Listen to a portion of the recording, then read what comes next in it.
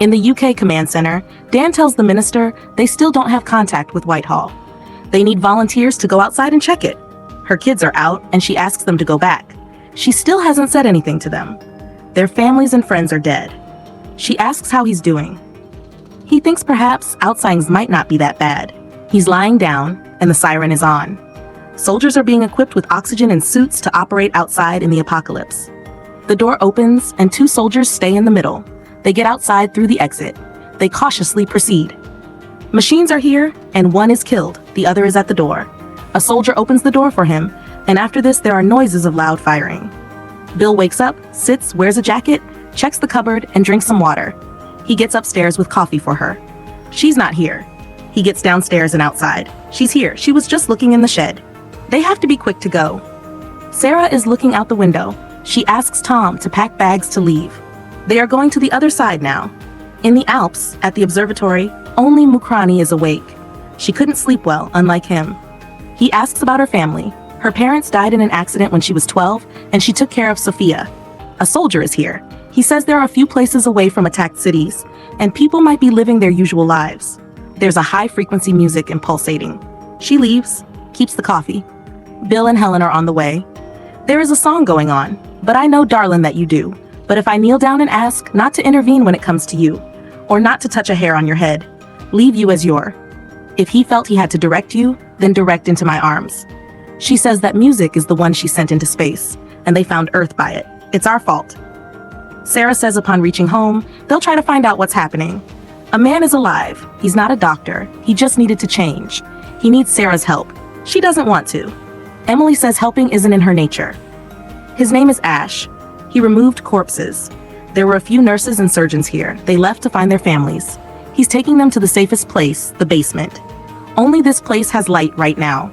They have to get to the end of the corridor. There are a lot of babies crying here. He's taking care of them. In the beginning, there were 11. A few parents took theirs. He's constantly taking care of these. He wants them to help for just a day or half so that he can have some rest. Sarah denies. Emily urges her to help. Man is passing through a crowded area. There's a killed woman. He hears sounds, and a woman asks him to hide with her. They can hear the loud walking sound of a robot. It's on a vehicle. It gets down and runs away. She gets out, and then he does too. Both run together. They are at the command center. Soldiers are killed. The door is open, and there are dead bodies, bloodshed, and killed soldiers and civilians. There's a loud sound of something coming, and they keep proceeding. He opens the door, and it's that machine. He falls, and it keeps getting closer and closer. It tries to get him. Helen kills it with a gun. He puts it away. Someone is alive here. They follow the direction of the sound. He says, "Don't worry, they are dead." She calls him to get in. She says those things broke into the bunker and killed everyone, including her children. She was in a bunker room away from them. They tell her they're looking for Dan. Rachel says they got out alive but don't know where. She wants to bury them but doesn't know how. Helen will help. Both get out and are thankful that he is alive. They'll find her. He takes the equipment and digs while she keeps an eye. He stops and says he thought he was going to die. She tells her that the grave is ready. Rachel says it's easier if you believe in something. She wants them to bury her along with the children. They say it's wrong. She says she hopes they find Dan. He's a good human. Bill says he's sorry for her and gets out to her. She remembers when she was telling the kids a story, holds hands and remembers, takes a gun, aims it, and while they're in the hallway, shoots. Sarah feeds the baby. She says Dad will take time to get here from France. She used to feed her at night as well. Her hair was really dark and thick and looked like a boy's. She always does what's right for her. Emily says no one knows what's right now. Emily says make a list and you will know that you're right. She puts the baby back. Emily is hearing that pulsating again, and it's gasps. She saw light. Tom, in the corridor, helps a wounded man. It's him. He gets to Sarah and tells her about him. She gets there. Ash asks him to stay on the trolley and rest. She tells him about pointing a gun. Ash says forget what happened outside. She asks him to stay away from her family. Lights a cigarette. Bill and Helen shut the door. He checks out the machine, opens its parts, takes it off, and it's organic inside. It moves when he presses a specific rising part. He brings it in for better light. He tells her about it being organic. She is changing her shirt. He says this machine is not that advanced as their main technology. This part is its neural cortex. He asks if he should take it out. She says while they sleep, this shouldn't be here. Sarah gets to the baby's room and takes a baby. He says he likes music and gets calm. His family is dead and he has to put himself together for these babies. Both stay there together. New woman and man are looking for a shelter and have found one. They get inside. She gets a torch and asks his name. It's Jonathan, and she is Chloe. She was heading to Paris with some people, and a herd of these machines killed everyone, including kids. He tells her about his destination. She's going to her parents' house in Amiens. Her son is there. Both will have to stay awake one by one. She takes the first watch. There is a pulsating sound while everyone is asleep here except Emily. She gets up while feeling and hearing it. Gets in the corridor and follows it. Black guy sees her, gets down to follow her. She moves and he's on her back. Metal clanks.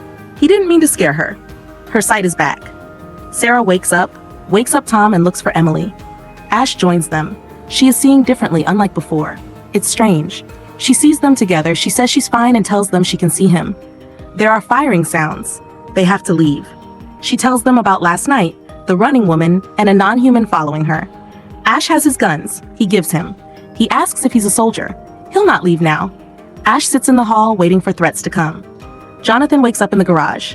Chloe isn't here. He opens the door, gets out. There are sounds of things falling. She suddenly appears and scares him. It's for defense better than barehanded. He says she was screaming in French last night, and that scared him. She says both can go together some further since both are going north. She shuts the garage. Here at the hospital, the black man seems tired. Ash takes his place so that he can rest. He thinks they want to kill because we are different from them, maybe. He wants Ash to know how to use a gun. Bill gets out of the bunker, checks perimeters, sees dead bodies on the road. Gets there and stays light shocked for a while. Gets back to the bunker. Helen is on to finding the bunker. They will go to the White House bunker to find Dan. They leave. His eyes are hiding something at every step. At the door, he stops because he found Dan. Emily is crying. Sarah gets to her. She can't see again, same as last night. Sarah thinks it might have been an illusion. Emily doesn't know what's happening to her. Bill freshens up to keep his sense balanced and gets to Dan. Helen gets to him. He is killed. She takes some tablets while he gets to the bunker rooms to see Helen. She's nowhere. A door is locked. He thinks she is inside. She opens it. She asks if he can make biological weapons, and those machines are organic. She wants him to kill all of them. There's pulsating again. Babies are sleeping.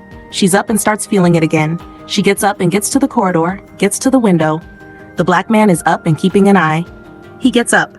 She sees machines. He moves across the main door. Pulsating increases, and multiple machines are outside. They open the main door.